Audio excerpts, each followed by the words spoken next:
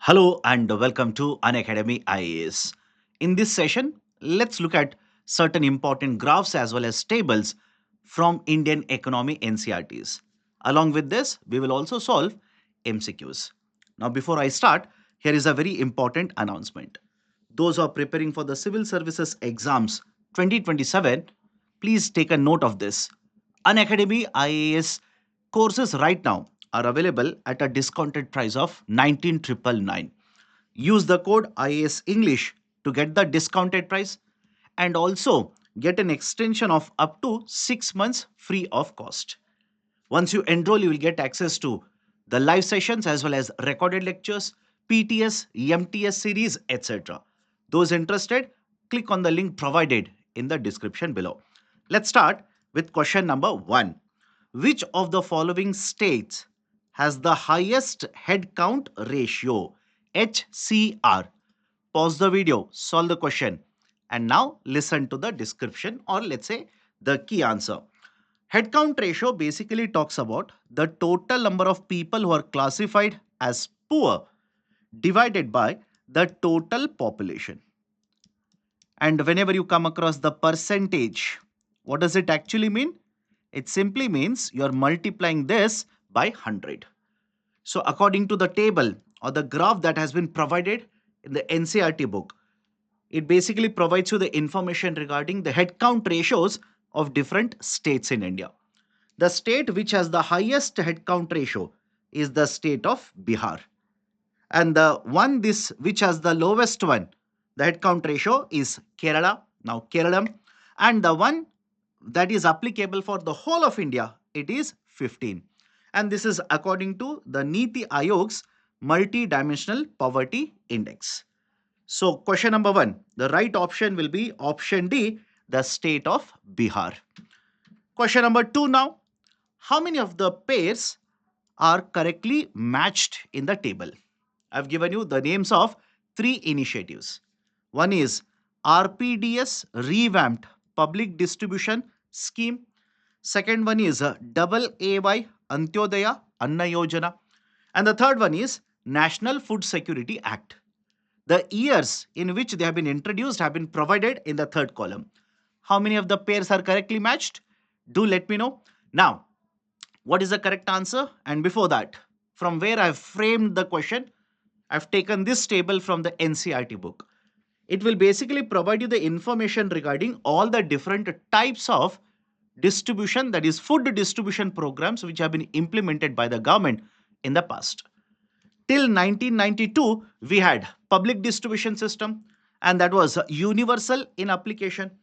And in the year 1992, by the way, the government of India introduced revamped PDS. Under this, the focus was on backward blocks and 20 kg of food grains were issued. After this, in the year 1997, we shifted to the concept of targeted public distribution system.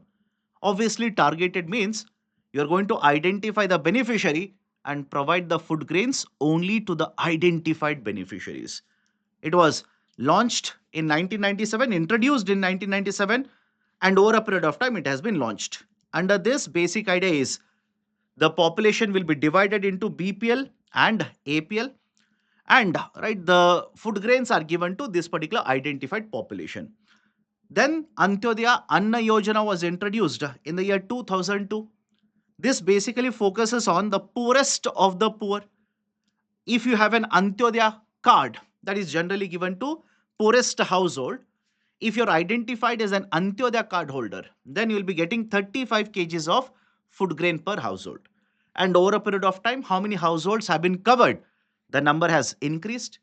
The government of India under NFSA continues to provide the 35 kgs of food grains to the Antyodaya card holders. Right now, it is free of a cost, but after a certain number of years, the charges will be applicable. That is, issue prices again will be reintroduced. Apart from this, we also have Annapurna Scheme. It was introduced in the year 2000.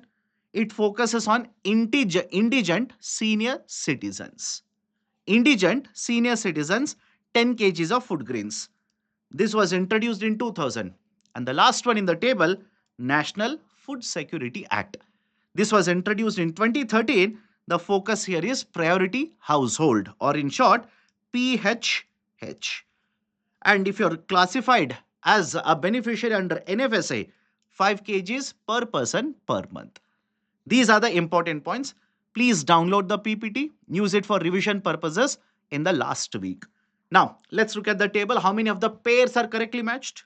Revamped public distribution scheme 1997, incorrect. Antyodaya Anna Yojana 2002, please have a look at this. Yes, that is correct. Third one, National Food Security Act 2013, that's correct. Of the 3 pairs, 2 of the pairs are correctly matched. Right option is option B. Question number 3 now. Consider the following statements.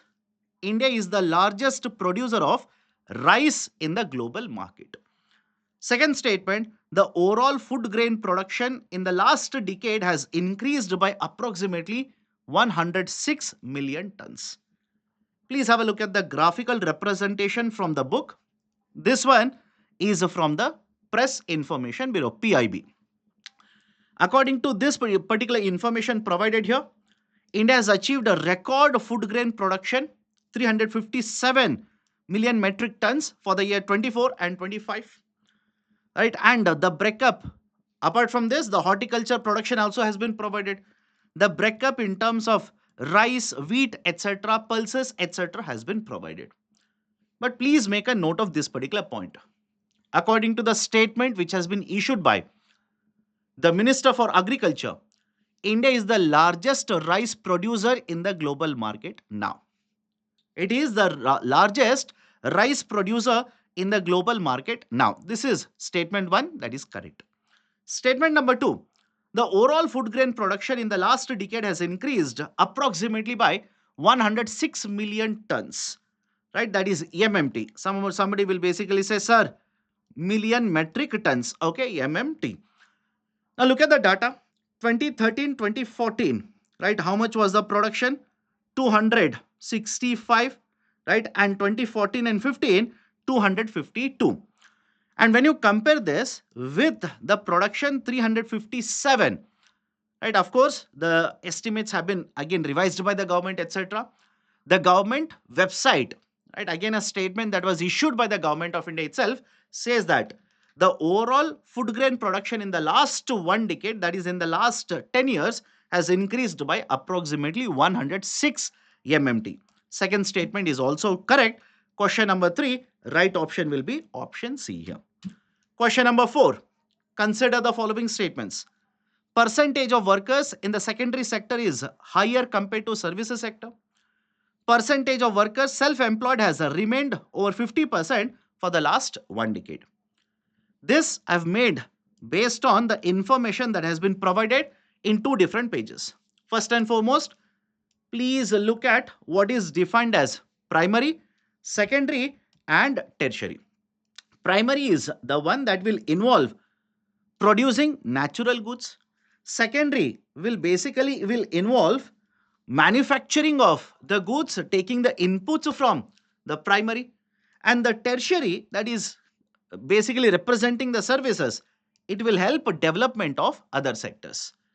Right, so examples also have been given, illustrated in the form of a picture. Please have a look at it. But come to the point now. Question. What does the question say? Percentage of workers in the secondary sector is higher compared to the services sector. Please have a look at the data here. Secondary sector data is 24%.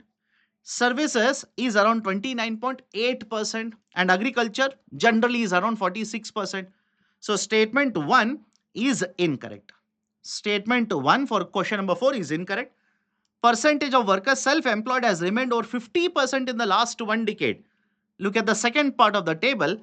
The number of people, that is the percentage of workers who are self-employed, has remained consistently more than 50%. That particular statement is correct. So first, incorrect. Second, correct. Question number 4, right option will be option B. Question number 5 now. Consider the following statements. Since independence, the growth rate of GDP has generally remained higher than the growth rate of employment. Rapid economic growth does not always lead to proportionate growth in the employment opportunities. What is the meaning of both of the statement? Please have a look at the graphical representation. Since 1951 to 56, that is basically a span of 5-year plans. The graph has provided how the employment growth rate as well as the GDP growth rate have moved. How the employment growth rate as well as the GDP growth rate have moved. And in the context of India, there is generally one discussion, jobless growth. There is a concept that is generally discussed, jobless growth. Jobless growth simply refers to a situation wherein you end up achieving very high GDP growth rate, but the employment growth rate is very, very small. And this is not applicable for 1 or 2 years. If you see for certain years, many, many years, in fact, for the last 1.5 decade, this concept of jobless growth is very often associated with Indian economy. So what you will observe is the GDP growth rate has been generally higher compared to the employment growth rate, right? So this has been much more pronounced, has been much more higher when you look at the last 1.5 to 2 decades. Now, statement one, since independence, the growth rate of GDP has generally remained higher than the growth rate of employment. Yes, right? That is true, by the way. Rapid economic growth does not always lead to proportionate growth in the employment opportunities.